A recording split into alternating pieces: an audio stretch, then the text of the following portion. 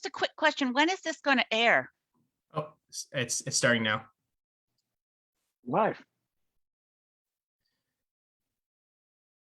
Okay, welcome everyone. So hello, bonjour. Je m'appelle Sam Hirsch. Et je voulais premièrement, avant que je commence, reconnaître que je suis sur le territoire non cédé du peuple algonquin à Ottawa, mais je sais que plusieurs personnes ici ce soir sont sur le terrain des autres peuples autochtones, donc sont-ils à l'aise de reconnaître le terrain que tu se situes ce soir avant de te commencer.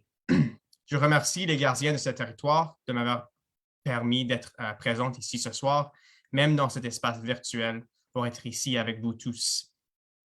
And I think it's especially important to acknowledge this given the recent year of, or a couple months rather, of revelations we have faced when it comes to the residential school system and the constant struggle that Indigenous communities across this country have faced since the dawn of Confederation. So as I said, my name is Sam Hirsch, and I'm a member of the Keep Transit Moving Coalition. The Keep Transit Moving Coalition is a national forum of partners who rely on public transit, advocate for public transit, and work in the transit sector.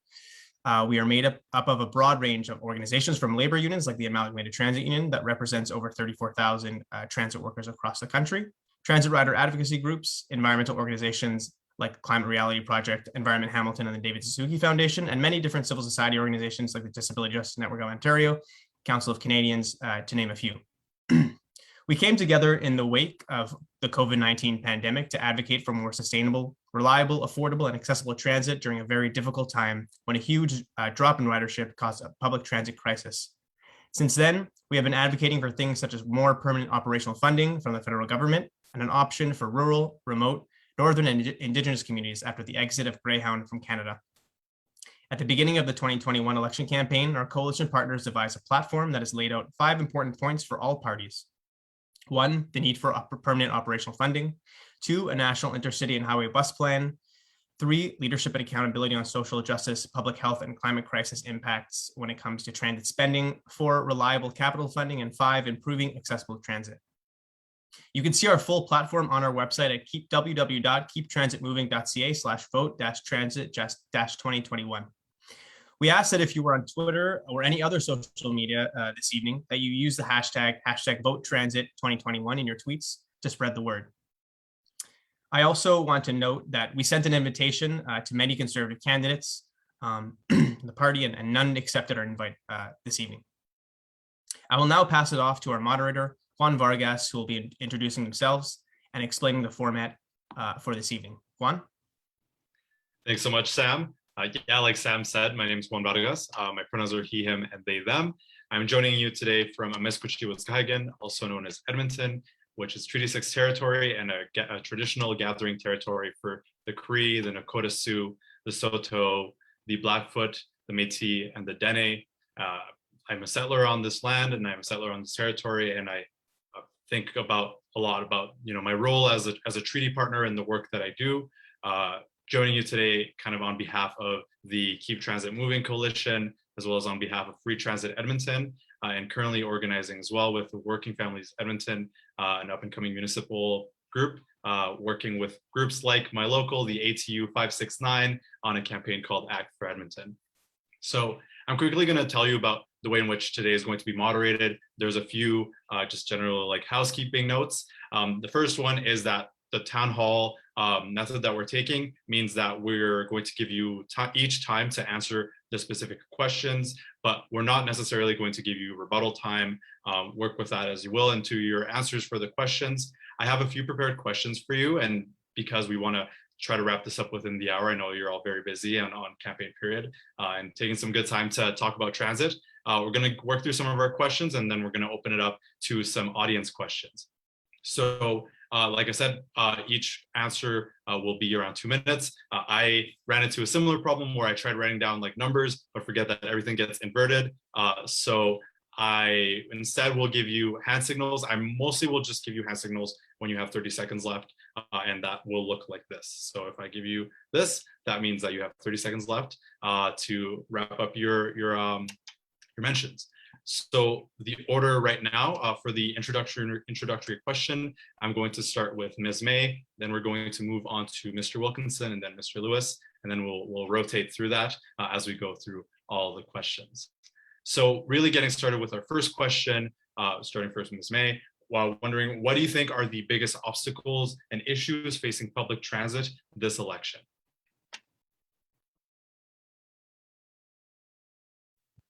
Thanks.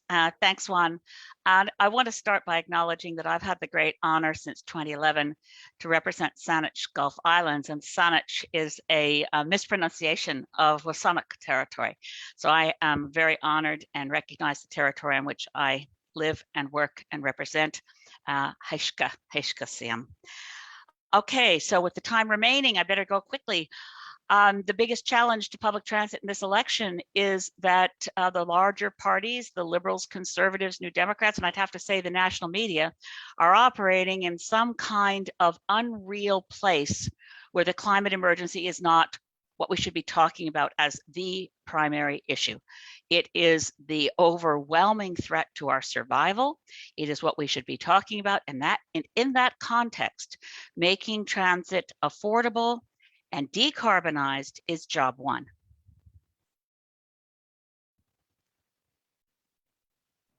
Great, thank you for that answer. Mr. Wilkinson? Well, I think there are a number of obstacles. One of the short-term ones relates to the impacts of COVID, of course, where we saw significant decreases in ridership and some real financial challenges for transit authorities across the country. And that is why the Liberal government invested in the Safe Restart Agreement, which actually provided operating funding for most of the transit authorities to ensure that they could actually continue, and they could continue without significantly reducing service. I would also say that one of the obstacles up until recently has been permanent funding that allows folks to actually plan for the future. And this government earlier this year announced permanent funding for public transit systems going forward, on top of significant expenditures with respect to public transit that have been made since 2015.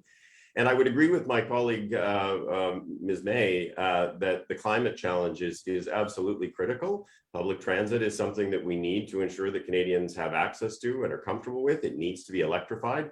We made that decision in 2019 that every investment going forward beyond 2023 would have to be net zero with respect to public transit. And we've done that with buses. We've certainly done it with many of the major metro investments around subways and SkyTrains. But those are absolutely things that we need to be addressing going forward. And this government has been doing that. Thank you. Mr. Lewis? Thank you, Juan, and welcome everybody. It's great to be here. I'm here in Huelquai, otherwise known as Half Moon Bay in British Columbia, on the lands of the Sisal Nation. Yeah, we're in a climate emergency. That's why I'm running for office, getting out of my comfort zone and doing this uncomfortable thing. And transit solutions must be climate solutions. Transportation is a quarter of our emissions, second largest source after oil and gas. It was wonderful to hear Mr. Wilkinson talk about all of those electric buses. Haven't seen any at federal expense, haven't seen any hit the roads. We're in an emergency and we need it now. We need clean public transit now. The technology is available. Making the change quickly will be a huge job creator. The only thing missing in action is the federal government, which is the only level of government with the power and resources to change the transit landscape at the speed and scale that the climate emergency demand. The pandemic both revealed and created a funding crisis. This coalition is calling for $400 million a month. That is a huge gap. It must be met, and by the federal government, the only level of government that can meet that kind of challenge. The feds have to step up immediately, and it has to be operations funding, not just these long turnaround capital projects. Public transit is in an emergency. And then longer term, we need to get all of our transit systems off of fare-dependent funding. Clean, rapid, and accessible to all transit is a public good. It should be funded and run in the public interest. And that brings up another urgent obstacle that we have. We have an accessibility crisis in transit in this country. Transit for all means universal access, regardless of ability, location, or economic means. Those are three distinct obstacles that many, many communities face. And finally, transit has to be public. And if it is, it can be a way to not just decarbonize, but to decolonize our society. the call for safe rural public transit routes in the Missing and Murdered Indigenous Women and Girls report remains unfulfilled. That is shameful. It has to be addressed immediately. It's yet another in a long list of broken promises from the Trudeau Liberals. So in summary, the pandemic recovery must be a Green New Deal for all. And that means rolling out zero emissions, truly public, universally accessible, and where possible, fair, free transit within and between communities. Right, thank you for your answer. Now going on to some of our main questions. Some of these have a bit of a preamble, so you'll listen to me talk for a bit, and then I'll mention when the question is coming. So starting off with our first question, throughout this pandemic, it has become clear that the transit systems should not continue to rely on transit fares for stable funding. Without help from all governments, public transit agencies are heading towards severe cuts. For example, in the Greater Montreal area, the 4 public transit agencies may have accumulated an estimated deficit between $716 and $936 million by 2024. The ARTM, the umbrella organization responsible for planning, organizing, financing, and promoting public transit services for the metropolitan region of Montreal, has apparently put together a proposal for its board of directors, forecasting that the 4 transit agencies will have to reduce their service to accommodate the projected deficit. This would mean that the 4 public transit agencies would have to cut their service level by 2% every year from 2022 to 2024, as well as raise their rates 4% annually during that period. Not all transit providers were able to avoid cuts in the last year. So starting with Mr. Wilkinson and going around in the same order, what is your party going to do to ensure that transit systems have reliable, permanent funding for transit operations to avoid further cuts to transit routes and the jobs of transit workers? Well, as I mentioned in the outset, I mean, this government has invested more in public transit than any government in the history of this country. We put $29 billion on the table between 2015 and 2019. We announced another $15 billion just earlier this year. That included permanent funding for public transit. During COVID, we also provided significant operating funding to address exactly the crisis that you are talking about. And I will tell you that the mayors of the cities, the Canadian Federation of Municipalities, have welcomed the work that the Liberal government has done to ensure that public transit has predictable funding on a go-forward basis. When we announced the permanent funding, which they've been asking for many years, Don Iveson, who was the mayor of Edmonton and the representative of the big city mayors, said, and I quote, "Permanent transit funding offers cities long-term predictability to finally be able to deliver transformational system expansion and drive durable economic growth across this country." We listened and we acted. And I will tell you that even in the first 4 years of our mandate, we spent 10 times what the Harper government did in the last 4 years of its mandate. I think it's unfortunate that the Conservative Party decided not to send a representative to talk about an important issue for all of this country and all of the citizens of this country. It is critical, and we've treated it as critical, and we will continue to treat it as critical.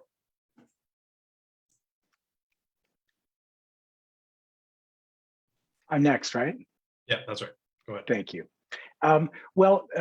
Jonathan, if I may call you that, you're in a difficult position defending a Liberal record where the philosophy of government is announce big.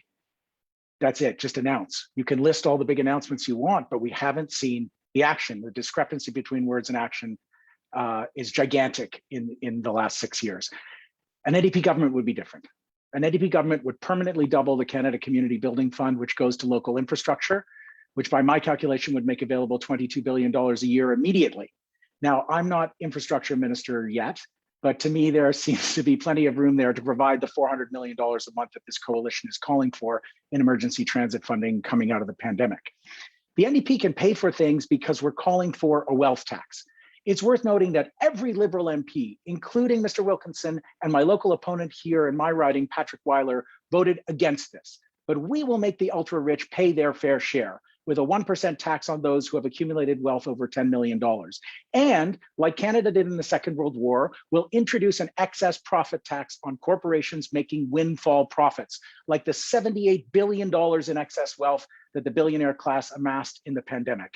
This is a rich country. The pandemic spending of the last 18 months was a reminder of that, just as the pandemic showed us that the toxic logic of austerity was always a lie, just like we on the left have always said. We have more than enough resources to provide stable, permanent funding for transit agencies and for communities across Canada. The NDP believes that access to transit is a right, not a privilege. And we're the only party you can rely on to fight for workers, to fight for you. We've been doing that since the 1930s when my grandfather, David Lewis, was one of the founders of the CCF. And just like in the 1930s, we have huge changes to make in this country as a matter of existential urgency. And we have to do it without sacrificing workers in any industry. A Green New Deal for transit will create tens of thousands of family supporting jobs in manufacturing and maintenance and operations of 21st century clean transit for all. Thank you, Mr. Lewis. I'll pass it to Ms. May. So thank you. And there's really no excuse for not ensuring that our municipalities, that our transit systems are fully funded, that there is reliable and stable funding. And I totally agree. The Green Party also had in our 2019 platform a wealth tax. We also had canceling fossil fuel subsidies, including canceling the Trans Mountain Pipeline, which is our tax dollars, can't call it at work, squandered in pursuit of even higher greenhouse gas emissions, a cost of $17 billion. This country proved, and our parliament operated in a remarkably nonpartisan way, showing that minority parliaments can work, just as they did when Avi's grandfather was in parliament and brought us our healthcare system. And we could go down that road. It'll take me too long to describe how great that government was. But we know we can do things together. We spent authorized $80 billion worth of spending by unanimous consent. We know we can provide the money that transit systems need, where during COVID, they were in a financial free fall because the fares weren't coming in the tills. We absolutely must do this. And I applaud the fact that the Liberals put in place a permanent transit fund. But I will say that transit dollars spent and authorized are not always resulting in the transit benefits we want.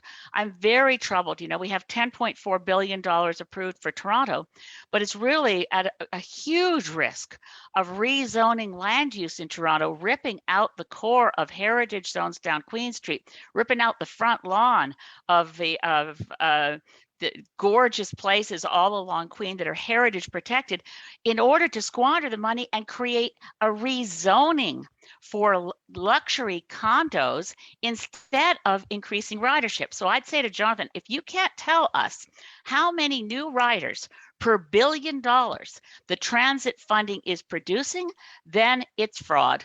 And I'm sad. I know there's some very good things. There's some good activity in the 905s, but we do not want transit dollars to fund sprawl. And that needs to be addressed. We have the money, but we need to spend it wisely. Thank you, Ms. May. Just taking a quick break between questions, letting people watching on the Facebook Live and here know that audience questions will be taken for later. They'll be taken from the comments within Facebook Live or people watching here through the Zoom. Moving on to the next question. This is one that here in Alberta definitely makes a really big difference. In 2021, Greyhound Canada announced that it would be canceling its services permanently, leaving people across the country without decent intercity bus services. The Missing and Murdered Indigenous Women and Girls report highlights the need for adequate bus transit to Indigenous communities as a key step to reconciliation. So starting with Mr. Lewis, would you create an intercity transportation system that provides all Canadians with safe, affordable means of traveling from one city or town to another? If so, how? The answer is yes. It's an urgent matter of justice for Indigenous communities, for low-income communities, for remote and rural communities, for all communities across this land. The NDP will develop a public intercity and highway bus program. We're calling for fully electric buses made in Canada and creating tons of good jobs by 2030. And we support the move to fare-free transit wherever municipalities want to move in that direction and whenever possible. So how? Canada has a track record of building big transportation projects in the national interest, like the Trans-Canada Railway and Highway. Now, those were colonial projects, but clean electric public mass transit can be a project for decolonizing Canada, as the Missing and Murdered Indigenous Women and Girls report suggests.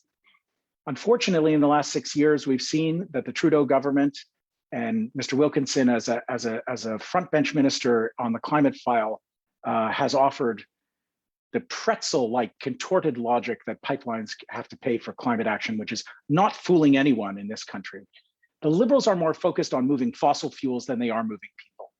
The only project in the national interest, quote unquote, pursued by Jonathan's government was a crown corporation to buy a pipeline and a tank farm expansion. We can create a new crown corporation to lead this work like we did in the Second World War when Canada created 28 new crown corporations to get the job done, to win against an existential threat. We're in a climate emergency and we need that level of response now.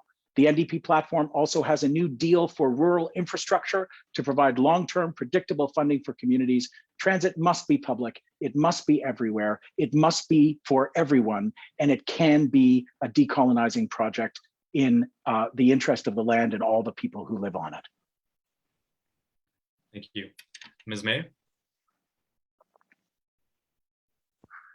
Thank you, Juan. I'm glad I finally heard the Ms. I was worried I was being Miss May through all of this. Anyway, we absolutely must provide a ground transit system. I can tell you, it's not just Greyhound that pulled out of BC. Before Greyhound pulled out of BC, the Maritimes lost their bus service because the Irving bus line stopped running.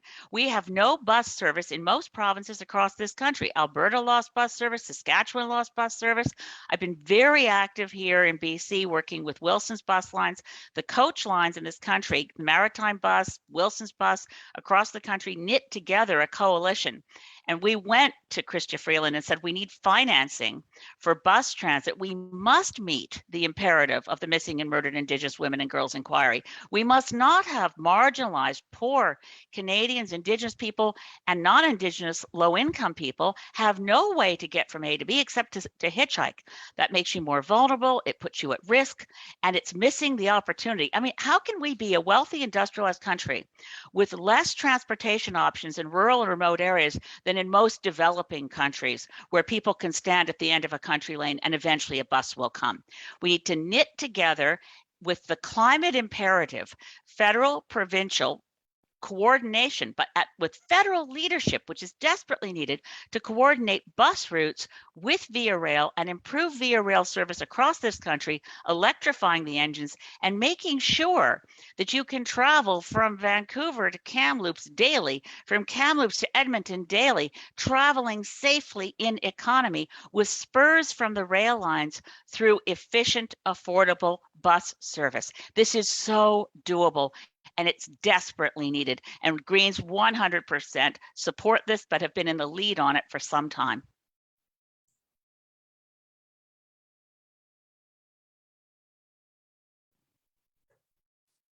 You want me to go ahead? Okay. So I agree with my counterparts here that this is a critically important issue, and I think it was highlighted by Greyhound's decision to exit the market. We convened conversations with the provinces and territories. We actually provided funding to look to fill gaps on an interim basis. Some provinces took us up on that, including British Columbia, which we are providing in partnership with the province funding to operate BC North in certain areas where Greyhound had exited. This is going to be the subject of conversations with provinces and territories at the upcoming meeting of transportation ministers. But we've also acted in the absence of work with provinces and territories. We introduced a fund of $250 million to help to address the transit needs of rural and remote communities, something that Mr. Lewis talked about. We have mandated the Canada Infrastructure Bank with $5 billion to work on transportation corridors. That includes high-frequency rail in the Toronto to Quebec City corridor, but it includes a whole range of other projects that the bank is looking at. This is something that's important, as Ms. May said. It's important that we are working on it with our provincial and territorial counterparts and getting to outcomes. I would also say Mr. Lewis likes to take a few pokes with respect to the climate issue as we go through. That if he hasn't seen buses on the road or projects, then I'm not sure where he's been. He moved here, I think, quite recently from Toronto, and in Toronto, there's a lot of work that's going on with respect to transportation. There are now 1,500 electric buses that are being deployed across the country.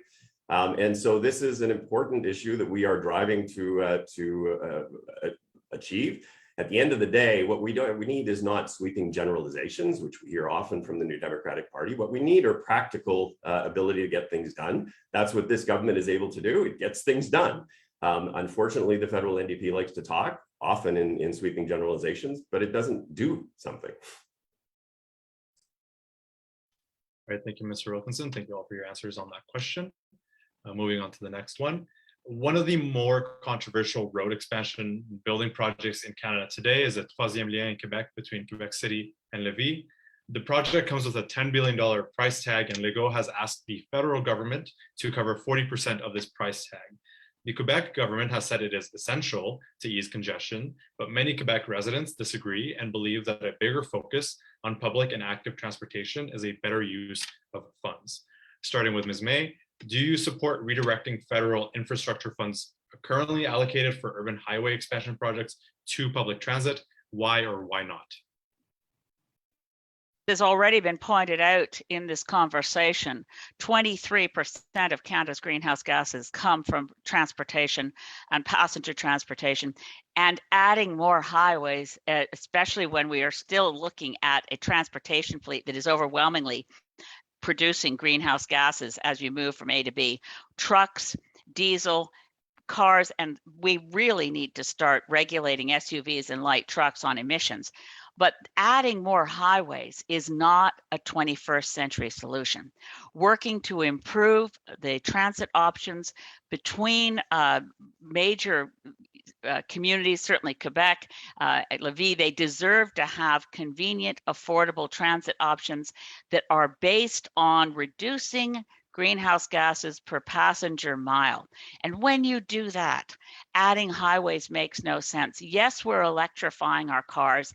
Yes, a lot of people will travel in EVs, but those are out of the reach of affordability for many people. Making sure transportation is affordable, accessible, and decarbonized means that putting new money into highways is just not sensible or sustainable.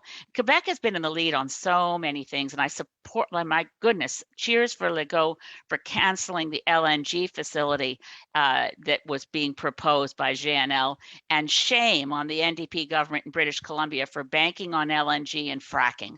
But Legault did the right thing. On this, he's making a huge mistake. Thank you. Thank you, Ms. May. Mr. Wilkinson? Well, I would agree with the bulk of what Ms. May said. I think on a go-forward basis, investments in infrastructure should focus on affordable, accessible, and public transit systems that people are able to utilize. That's not always going to be possible, and certainly we need to come up with creative options, particularly for those that live in rural and remote communities. But I would say to you that the primary focus of the investments that we make going forward need to be in areas where we're actually not encouraging greater use of automobiles. With respect to the particular project that you mentioned, I mean, my understanding is there's not even a proposal on the table. And there certainly are concerns with respect to potential environmental impacts. So such a project would for sure, if the government brought it forward, have to go through some kind of an environmental assessment process before it ever got to the point of governments deciding whether they were going to fund it. But from a principle perspective, I agree with exactly what Ms. May said. It needs to be going forward to focus on accessible, affordable, and decarbonized public transit. Thank you, Mr. Wilkinson. I'll pass it to Mr. Lewis. I live in a rural and semi-rural community, coastal community. I appreciate Mr. Wilkinson's concern for the issue of my domicile. I live in this riding where I've lived on and off for 15 years, where I was married 24 years ago, and where my son was born 9 years ago in the Sechelt Hospital. And in our community, the highway is the one road that connects the Sunshine Coast. So yes, I do believe redirecting federal infrastructure funds currently allocated for urban highway expansion projects to public transit. Money for connecting communities is not just, can't be about putting more cars on the road at this point. We need to expand highways to include other forms of transportation, to include more electric buses. The level of electric bus use that we need to connect this country as a matter of climate emergency is going to put stresses on smaller communities and on smaller roads. And we need some highway upgrades for that. We need to offer Canadians other ways to get around. E-bikes are getting increasingly popular. They don't have a safe way of traveling in communities like mine on the Sunshine Coast, where there's a two-lane highway with no separated lane for e-bikes. The Liberals promised that a climate lens would be applied to all highway and airport expansions. Once again, that was a pretty piece of rhetoric that has not been the law of the land, that has not been implemented in the way that our infrastructure is rolled out. And it must be. We need to facilitate all forms of transportation. And where I live, where we have this one community, our highway definitely needs work, but we have to focus on upgrading highways for all of those other means of transportation as well, for electric buses, for safe cycling, and to connect users to the last mile options to get from the highway to the home or workplace.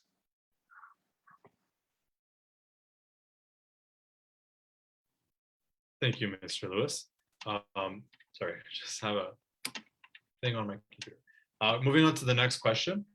Public transit is a vital tool to promote our shared goals for social inclusion, public health, the climate emergency, and economic opportunity. Well-designed, affordable public transit can help build healthy, equitable, more sustainable, and accessible communities. The medical officers of health in the GTHA estimated, for example, that investments in public transit alone could produce $2.1 billion per year in health-related benefits in the GTHA by reducing air pollution and increasing physical activity. Public transit also produces fewer climate emissions per passenger mile, particularly if transit uses zero-emission vehicles. In addition, public transit reduces health inequities among disadvantaged populations by increasing access to jobs, schools, services, and recreational opportunities. So starting with Mr. Wilkinson, how do you envision federal investment in low or zero carbon transit investment supporting policies aimed at combating the climate crisis? Well, I think public transit obviously needs to play an important role in reducing emissions to 2030 and in moving us towards the net zero future. As one of my counterparts noted, I mean, transportation is 25% of Canada's emissions. That is both light duty and heavy duty vehicles. But certainly the more that we do with public transit to enable people to make choices other than getting in their cars, we make a significant contribution to fighting climate change. We in 2019 said that all investments going forward in public transit post 2023 would be zero emission solutions. Already, all of the major system expansions in the major cities will use zero emission technology. We invested $2.75 billion in a zero emission bus fund to support the purchase of zero emission public transit and school buses. And we put another $2 billion into the Canada Infrastructure Bank to help support that deployment. We committed to deploy 5,000 zero-emission buses over 5 years. We've already deployed 1,500 of those. And certainly we're focused on things like high-frequency rail, which can help us in terms of enabling folks not to take planes. So there's a whole range of things that we need to do. It's part of a comprehensive approach to addressing the climate crisis. It is one piece of a much broader set of issues, including zero-emission vehicles, including fuel efficiency standards, including obviously dealing with industrial emissions and emissions from buildings and a range of other things. But it's an important piece. And we have certainly acted in a manner that is thoughtful. We've provided a very detailed and comprehensive approach on the transit side and certainly on the climate side. And we await that kind of detail and that kind of thoughtfulness from our friends in the New Democratic Party and the Conservative Party.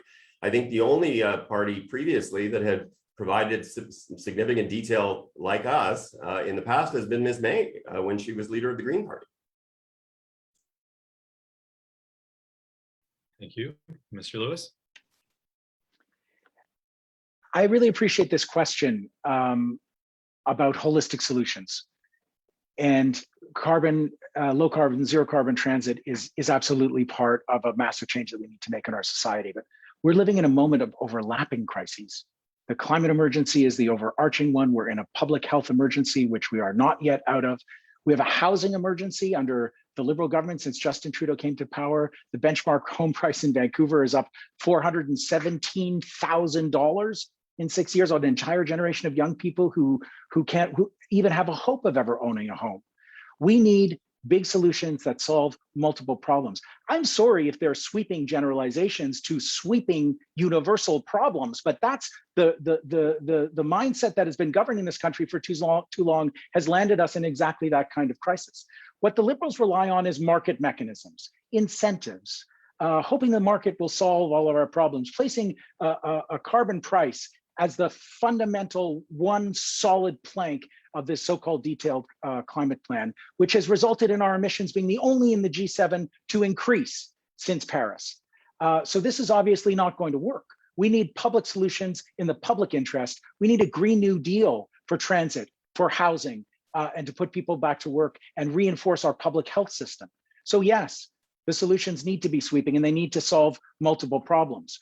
Actually introducing a zero carbon transit network, not through a public-private infrastructure bank, which has been a catastrophic failure, as much as the Liberal government likes to point to it, because the private sector gets so much free money from the Liberal government in corporate welfare, in handouts to rich developers, the ultra wealthy, and all the other ways that the Liberal government has funneled money upward to the ultra rich. They don't even want to do public-private partnerships because it involves any public element whatsoever. The public-private infrastructure bank has been a failure. We need public investments in the public interest. That's how we're going to confront a public crisis of epic proportions. Thank you, Mr. Lewis. Ms. May. Thanks so much. I appreciate this question and the focus on health. Let's look at health and transit again in a holistic way. Clearly, it makes a lot, and I really appreciate that Avi mentioned earlier the importance of safe cycling. Let's just look at the ways in which active movement of people improves health, reduces greenhouse gases, but you can't do it on most rural roads. It is not safe to cycle. On Salt Spring Island, as an example, we really need infrastructure funding. And I recognize the Liberals have recently done that to put active transit on the list for some infrastructure spending, but we need a lot more. It's been insane for many decades and decades that children in school buses are given the most dangerous fuel emissions at the level at which they stand to line up for their bus. Diesel fumes are not healthy for children. So moving to electric buses, moving to children moving in walking school buses wherever you can, so you eliminate any fossil fuel emissions at all, or even electricity. Being active in personal transportation is part of health, and that's why the $2.1 billion that was estimated for the GTA is so true about moving to transit. And when we look at the health benefits and the climate benefits, I have to underscore that we must not focus on net zero by 2050 and think that's a real target. As Greta Thunberg says, net zero by 2050 is surrender. The only party in this election with the target that is consistent with IPCC science is the Greens. We need at least 60% reductions against 2005 levels by 2030 to avoid a runaway global warming that makes this summer of heat zones and 600 deaths in BC and wildfires everywhere through this province continuing now will look like it was a really nice summer if we don't cancel cancel the Trans Mountain Pipeline, ban fracking, and set a target for when we will cease using fossil fuels in this country while providing a just transition for every single worker in the fossil fuel sector. These are urgently required, and they apply to transit and they apply to every other aspect of our carbonized economy. Thank you all for your answers on that one. I'm going to quickly jump to an audience question, and then I'll go back to another one of our pre-written questions. Someone on the Facebook Live asks, New Brunswick did not get funding from the government because it wasn't accepted by our Conservative provincial government. We also have no announcements for any electric buses, and we barely have a passenger rail system. What will you do to fix this? Starting with Mr. Lewis. Well, this is precisely why I've been emphasizing a federal government-led approach. Politicians talk to you about jurisdiction when they want to avoid action. And what we've seen in the pandemic, which was a really stirring lesson for all of us, is that when we're in an emergency, Canadians expect the federal government to step up. And that means you don't negotiate endlessly with provinces when people are in an emergency. And I think we're even seeing right now with the issue of vaccine passports that the Liberal government wants to negotiate a different plan for every province and territory. If we're in an emergency and it reaches from one side of the land to the other, then Canadians expect that the federal government will do what needs to be done.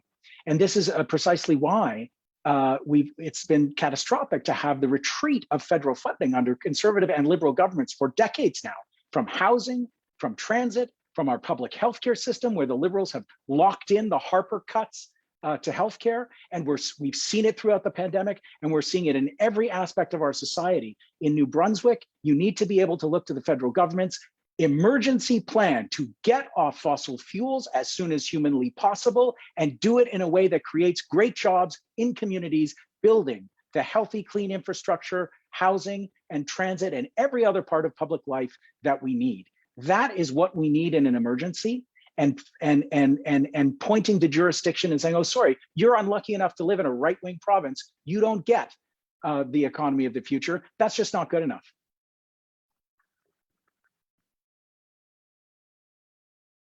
Great, Ms. May.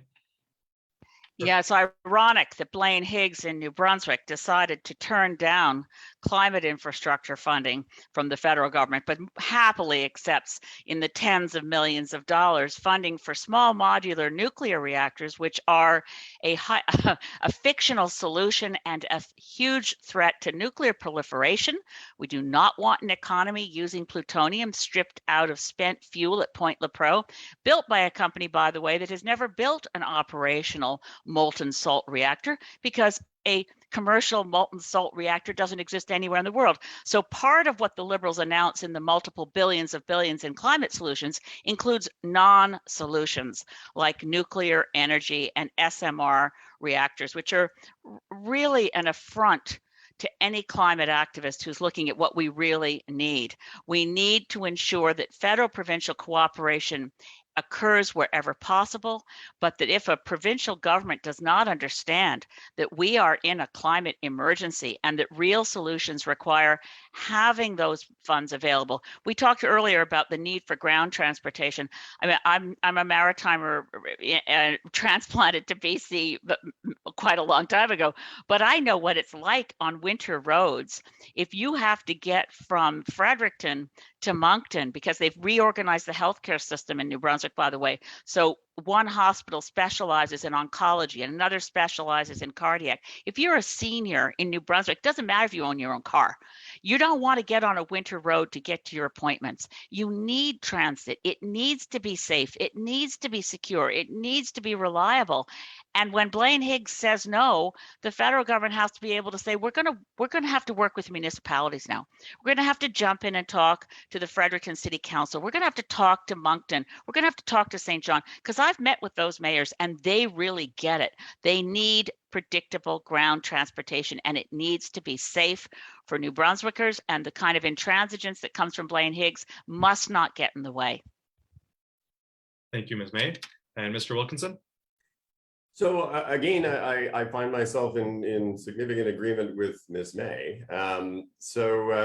Clearly Canada works better when we actually can work productively between federal government and provinces and territories. We have a constitution, and so we try to work across jurisdictions to ensure that we're actually maximizing the work that we do. And I'll give you an example. I mean, Quebec and British Columbia, which are the most ambitious with respect to climate action in this country, have far higher deployment rates of zero emission vehicles, precisely because there is effectively a partnership between the federal government and the province with respect to subsidies, but also with respect to building out fueling infrastructure. So it works better when you can work together. But clearly there are times and there are cases where you cannot. And I mean, people will know we fought Saskatchewan and Alberta and Ontario all the way to the Supreme Court on the issue of putting a price on pollution, and the federal government prevailed in that case. We certainly are looking where there are cases where provinces are intransigent on climate issues to certainly look to work around them. And in fact, with respect to infrastructure spending, we actually have created streams where we can go directly to the municipalities and avoid the provinces in cases where the provinces are not willing to play ball. So absolutely, we need to be thoughtful and creative. This is a climate crisis. We need to ensure that we are moving forward. But obviously, it would be preferable for all Canadians if we can work together. And that's the nature of Canadian federalism. All right, thank you, Mr. Wilkinson. So we're going to go back to one of our last pre-written questions, and then we're going to go back to audience questions. When we go back to audience questions, just to be mindful of time, I'll ask that you do 1 minute for those questions. So again, I'll do the same signal when you're half done through that minute. But for this next question, yeah, take free to the 2 minutes if you need them. So the lack of accessible transit throughout our country creates barriers for people with disabilities and limited mobility who rely on transit to get where they need to go, especially as they grow older. This has been especially evident during the COVID-19 pandemic, where people with disabilities faced even more barriers. For example, in Hamilton, people with mobility devices were forced to take transit with a companion, as drivers were not permitted to deploy ramps themselves, essentially stripping them of their own autonomy.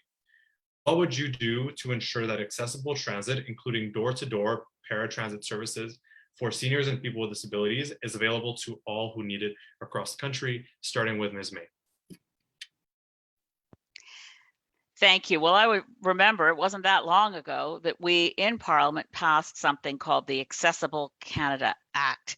It promises to deliver zero barriers for all Canadians for the things that people need and have a right to. And there's approximately 6.2 billion Canadians, there aren't 6.2 billion Canadians, 6.2 million Canadians who are disabled. And I'm suffering the feeling of it, fortunately for me, on a temporary basis, because I just had a knee replacement. But I see the barriers even more so and more acutely when I face my walker and get to a curb I can't get over. We have barriers everywhere you look. To have accessible transportation available to everyone in this country, and especially for people who need that autonomy, must have that mobility, it's a simple thing. It's going to take money. It means that the Accessible Canada Act is a significant commitment that we passed in the federal parliament. Making it real will require substantial funding. So it's an implementation on an act we've already passed that says this chunk of it starts with an audit. Let's audit the bus services, audit the subway services. How accessible are they for people with a disability who look at that staircase, look at that escalator and know I can't get down that? We have to do the audit, and then we have to take it apart piece by piece until we achieve what we said we would mean to do when we passed the Accessibility Act, which is zero barriers. Thank you, Ms. May. Mr. Lewis? Yes, I feel like the disability community is due a revolution in our culture. I think we're overdue it. I think it's one of it's the last sort of really unnamed, unseen human rights struggle of our time. Canada needs a reckoning with how people with disabilities are discriminated against. Programs for people with disabilities are always the worst funded and the first to be cut. Transit is just one area where it's needed, but the fact that disability benefits legislate people into poverty, just like all social assistance, is a deep shame for all levels of government. We're concerned here with the federal government, which again has withdrawn funding for all social supports over decades of austerity through liberal and conservative administrations alike. COVID really revealed what a crisis it is to have no proper network for people with disabilities, including the issue of public washrooms.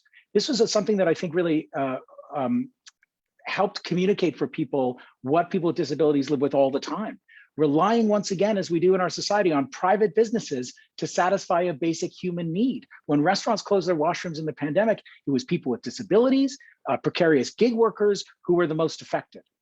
Small municipalities and small cities simply do not have the resources to do this work. Accessible washrooms, accessible vehicles are very expensive. Once again, it is the federal government with the power and the resources to step up and do this.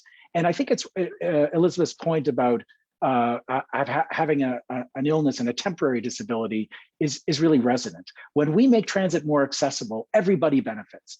When we make transit universally accessible, it helps everyone, whether you've just had a knee surgery or whether you have a permanent visible or invisible disability. It's in the interest of society at large.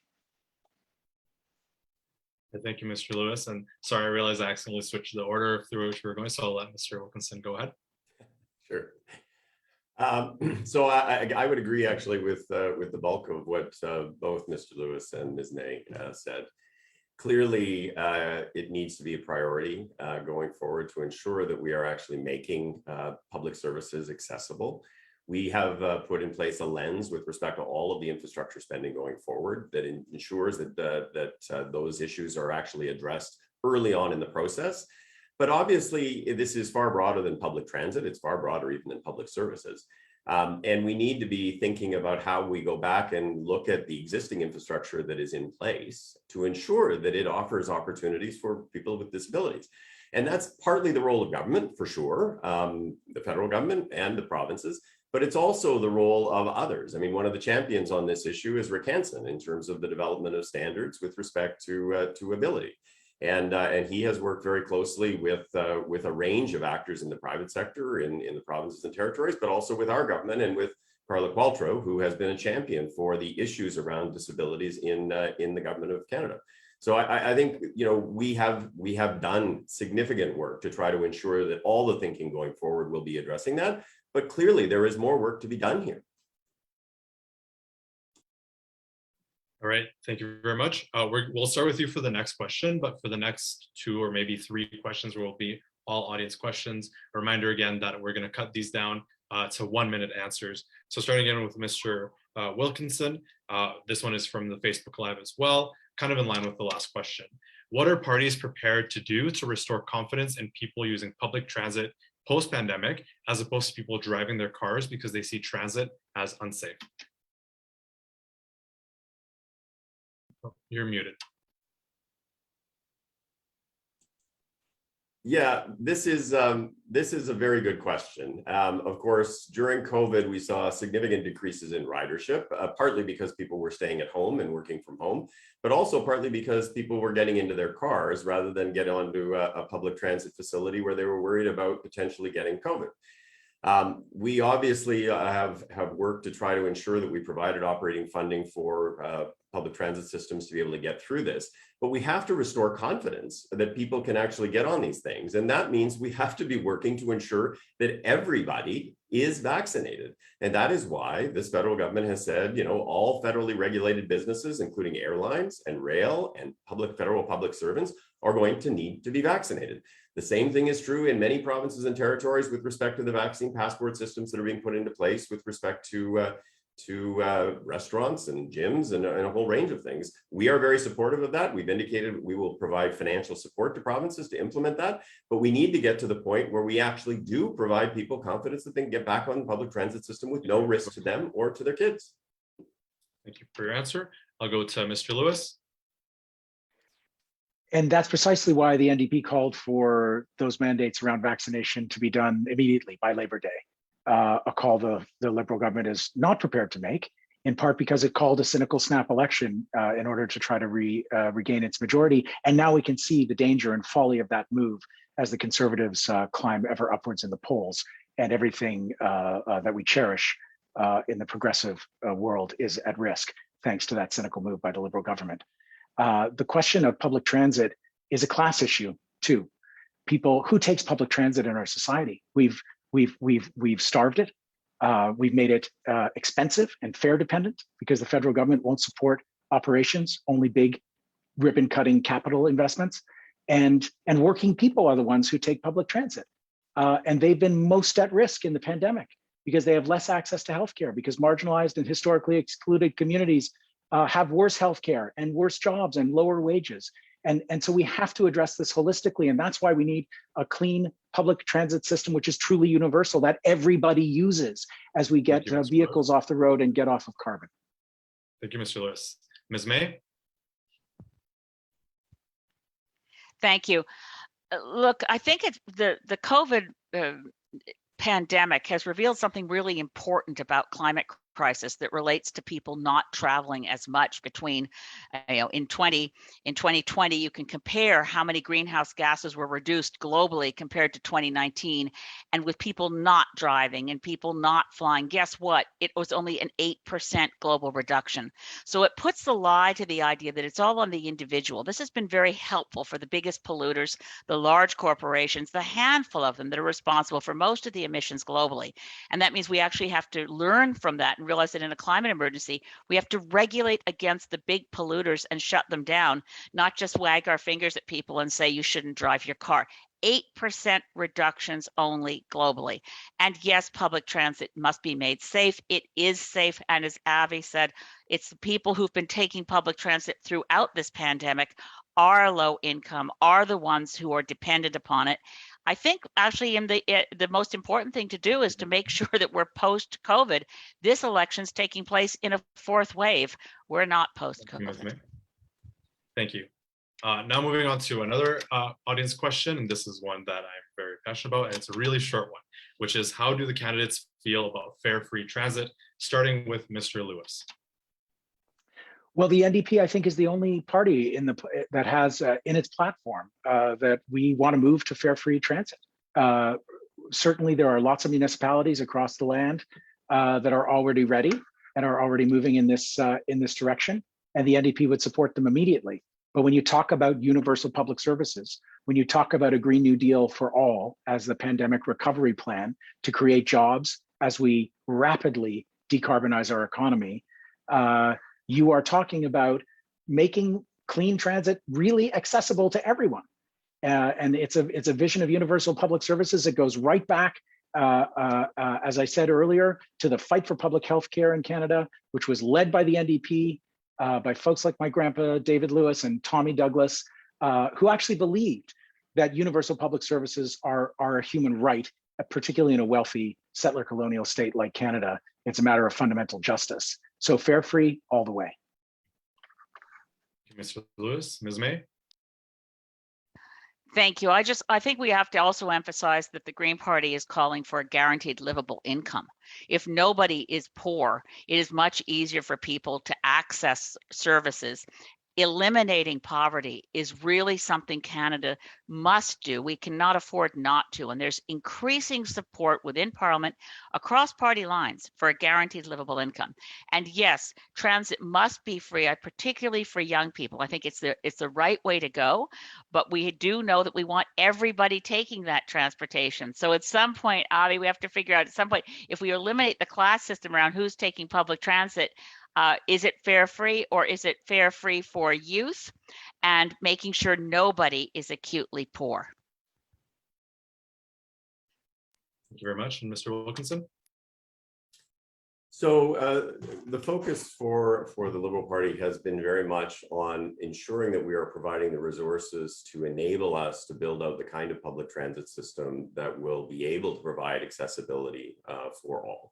And that is why we have committed now over $40 billion to that.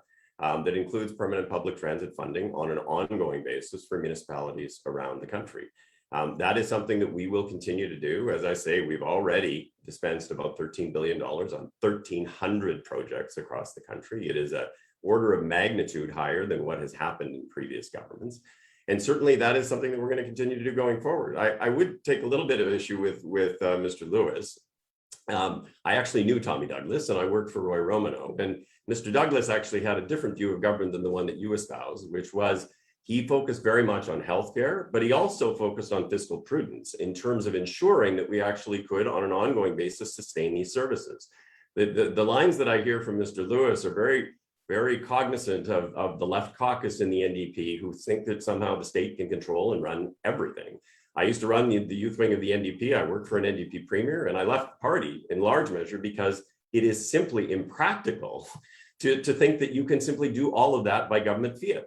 You need to work in a thoughtful way with provinces and territories, yes, with the business community, with environmental organizations, First Nations, and other Indigenous communities, but you need to be thoughtful about it. But shoveling $18 billion to the oil and gas industry in 2020 and that epic act of corporate welfare, apparently that's fiscal prudence. I'm pleased to hear that. Mr. Wilkinson start with the next question, our last audience question before closing statements. Let me just find it here. The next question, starting Mr. Wilkinson in the same order, is will the candidates eliminate subsidies to fossil fuel dependent corporations, including car companies and aviation, in favor of intercity bus and rail? So same 1 minute. Yeah, I mean, we've made the commitment alongside our G20 partners to eliminate inefficient fossil fuel subsidies by 2025. We've already eliminated a number of those.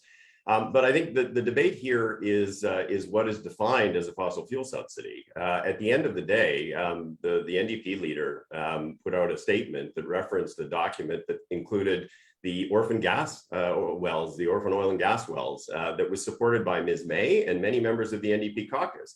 It included the wage subsidy that was provided to all companies across this country in order to help them get through. It included a focus on reducing emissions, like what we did with the steel plants in Ontario to get them to move to electric furnaces. So at the end of the day, yes, we are absolutely going to eliminate fossil fuel subsidies that incent the production and deployment of fossil fuels. But you need to be thoughtful about it. And the NDP's take on this somehow, that you can just across the board cut some of these things that have environmental and social benefits, is just silly. Thank you, Mr. Wilkinson. I'll move to Mr. Lewis, then Ms. May. Here's a thoughtful thought about that $1.7 billion that the Liberal government handed to oil and gas companies in the name of cleaning up abandoned and orphaned wells, but it was gone as usual with the Liberal corporate welfare bums, done with no strings attached.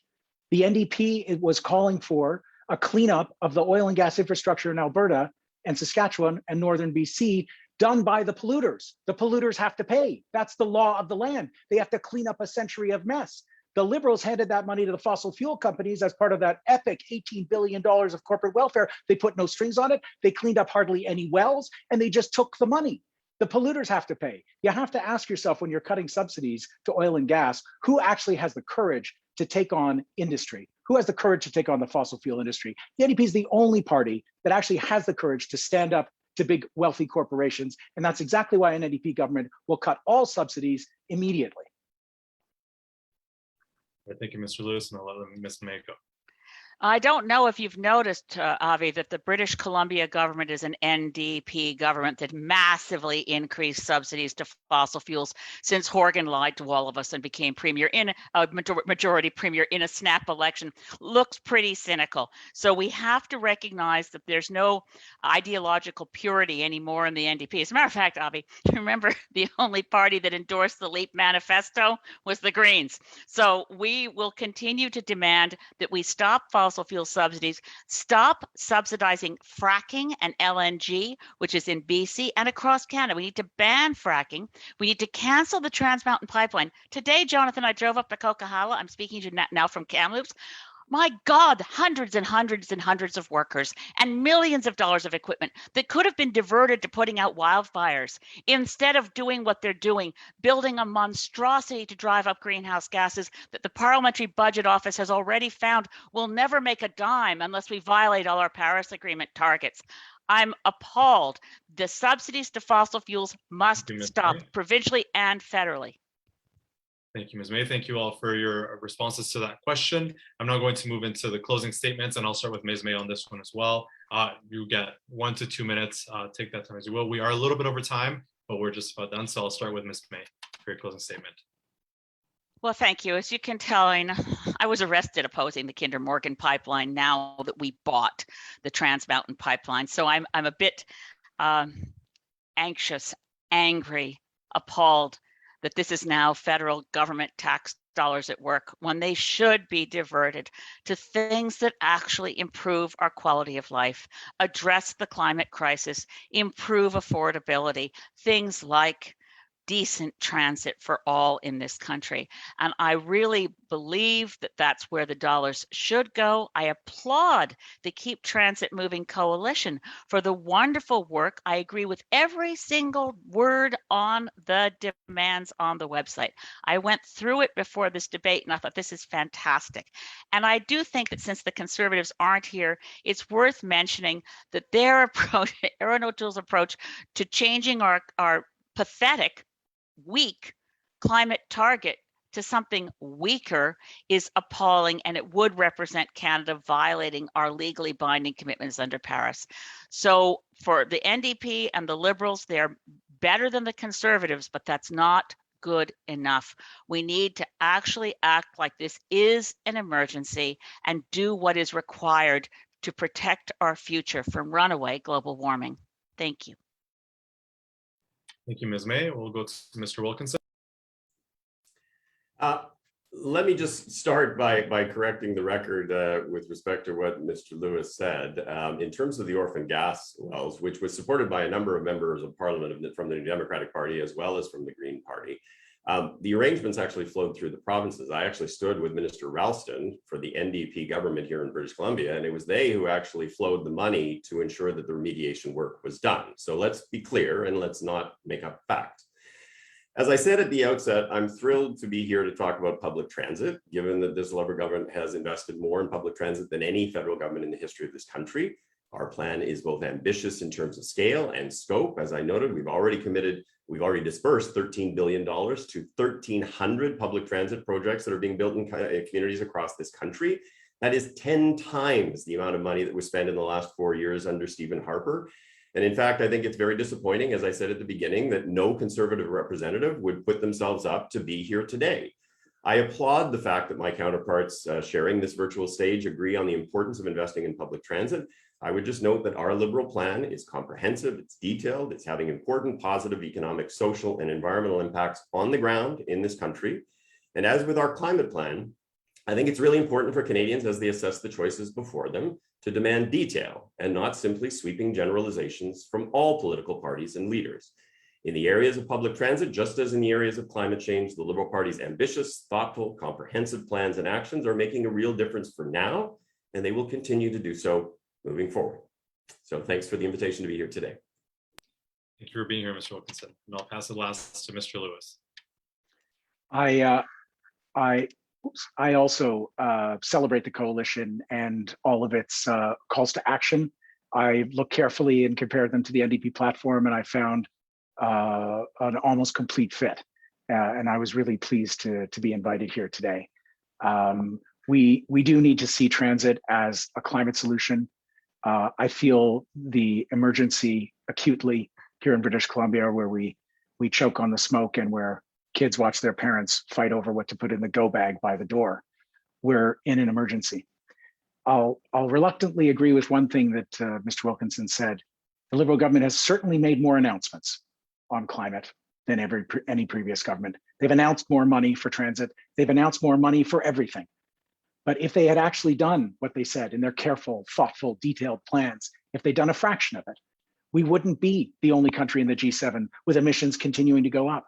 We wouldn't be a country shamed by shoveling tens of billions of dollars to the fossil fuel industry, buying a pipeline, and then Jonathan being forced out year after year to defend the idea, the pretzel logic, the contortionist explanation that we need a pipeline, an utterly unprofitable pipeline requiring massive government subsidies. Its notional profits will somehow pay for climate action. This is the perversion of the climate action that we need, that we've lived under 6 years of Liberals. And we've seen the cynicism in this election call, where we're now risking a lurch back in Canada. That's on Justin Trudeau, his cabinet, and his government. What we need right now is an emergency response. Clean, accessible transit for all. We need a response to the housing emergency that doesn't facilitate Liberal candidates flipping homes and making millions of dollars as the price escalates to the stratosphere, but actually guarantees the universal right to housing. We have to do it in the public interest. We need to do it with federal leadership, and we need to do it as a matter of an emergency, not just because we're in a crisis, but because we have tremendous numbers of good family supporting jobs to create and to help working people. You know, the NDP will fight for you. That's what we're doing in this election. Thank you, Mr. Lewis, and thank you all so much for being here today. Thanks so much to the Amalgamated Transit Union for hosting this. If you're watching on the Facebook, or for anyone interested, don't forget to visit keeptransitmoving.ca. It really outlines a lot of the points that were being brought up by everyone on the stage today, and really highlights the importance of it continuing to invest in transit, continuing to invest in these public services, and continuing to ensure that we can keep transit moving. So that is kind of the end for today. I thank you all for coming, and that is it. That's the end of the live as well, I believe.